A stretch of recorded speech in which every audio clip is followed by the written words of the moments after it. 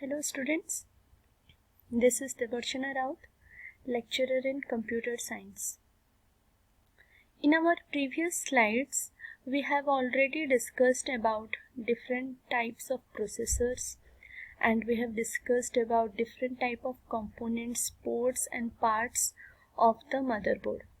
In our today's slide, we will be discussing a very important component of the motherboard, that is chipset.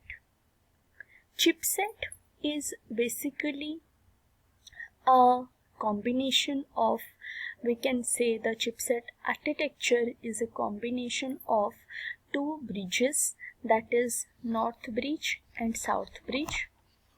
So in this slide we will be discussing that what are the functions of basically the north bridge and what are the functions of the south bridge. So chipset simplifies the motherboard design. It represents the connection between the processor and each and everything that is present on the motherboard. It basically controls all the features and abilities of the motherboard.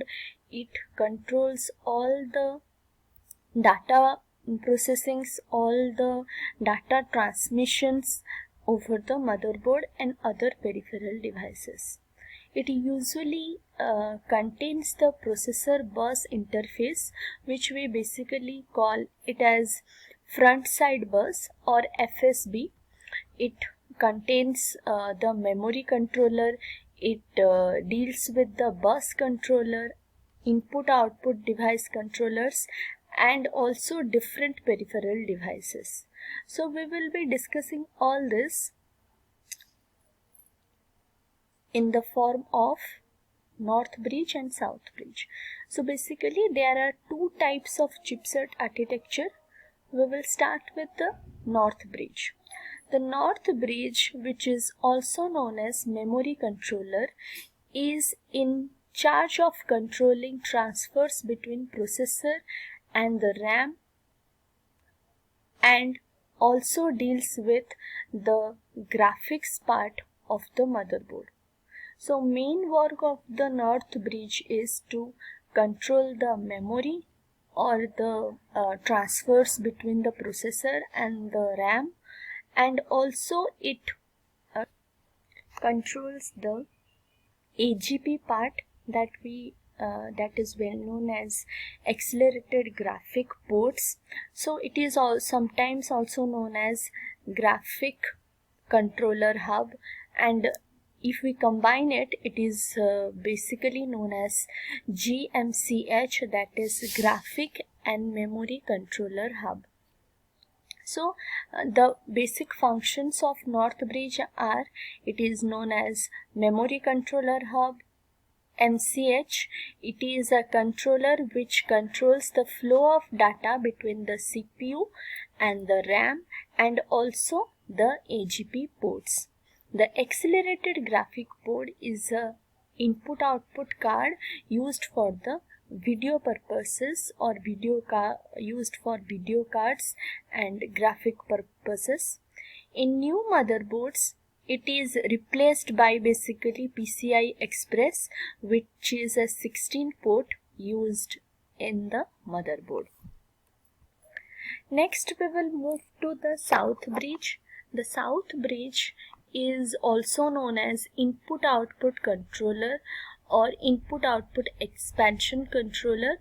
This basically handles communication between the slower peripheral devices. It also basically controls all the parallel ports over the motherboard.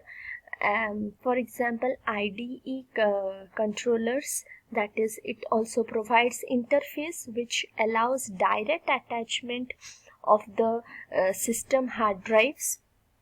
So it is basically called ICH, that is input output controller hub.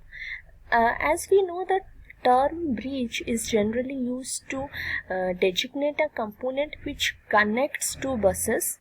So here also South Bridge or the IO controller hub does the same thing. It connects the PCI buses with the PCI slots. It connects the onboard graphic controllers with the PCI buses. It controls the IDE connectors. It controls the super IOs, for example, the serial ports, the parallel ports, floppy disk, keyboard, mouse board cables, and ports leading to the off boards.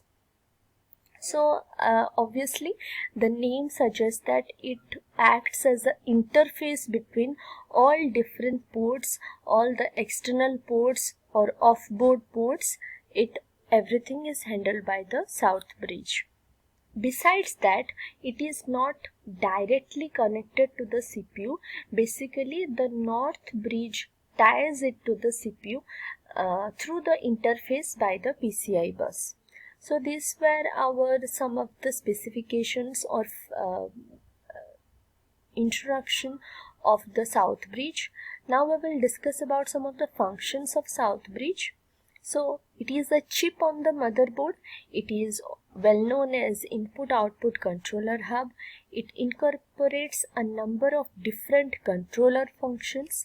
It looks after the transfer of data to and from the hard disk and all other IO devices and passes the data into the link channel which connects to the North Bridge. Besides that, it connects to the 33 MHz PCI bus and contains the interface or bridge to 8 MHz ISA bus. This ISA bus concept is an old concept. Now it is basically overcome or it is replaced by the PCI buses. And besides that, it also contains dual ATA or IDE hard disk controller interfaces, one or more USB interfaces.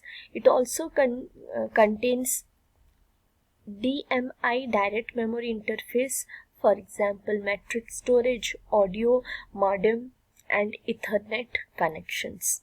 So we can clearly identify that it basically controls each and every output functioning of the system, starting from the parallel connectors, serial connectors, Ethernet ports, network ports, USB interfaces, hard disk interfaces. So everything is controlled by the South Bridge. Next, we will be discussing about the bus standards, that is PCI, AGP and USB. In this diagram, we can clearly see that the North Bridge using the FSB, using the front side bus, is directly connected to the CPU and basically controls the AGP bus and memory buses. That is why the North Bridge is known as Memory Controller Hub or Graphics and Memory Controller Hub. Here the South Bridge basically controls all the PCI buses, all the ISA buses and ATA IDE buses. So these are the interface that IDE are the interface that allows direct attachment of the hard drives and optical drives to the system.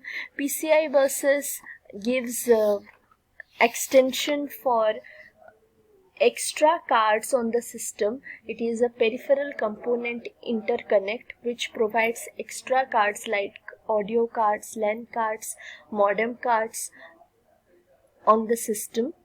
And ISA bus is an old concept which is now replaced by PCI buses. So all these are basically controlled by the South Bridge. So let's discuss about PCI.